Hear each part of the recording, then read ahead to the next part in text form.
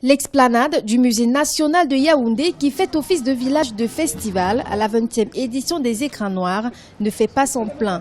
Ici, l'ambiance est timide. Les visiteurs par petits groupes essayent tant bien que mal de s'occuper. À défaut de partager des œuvres cinématographiques, on se réjouit des retrouvailles. Pour les écrans, on a l'impression que les gens ne sont pas venus nombreux. Pour la cérémonie d'ouverture, c'était bien.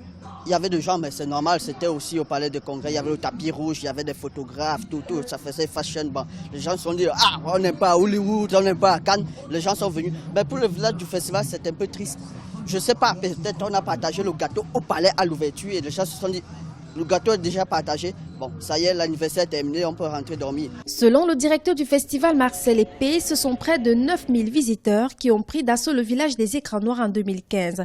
Mais pour le rendez-vous de 2016, la mobilisation se fait timidement, ce malgré la bonne organisation et les efforts consentis par les mécènes. Pour les cinéastes, il faut revoir la politique culturelle du pays. Les salles ne sont pas pleine comme on le prévoyait.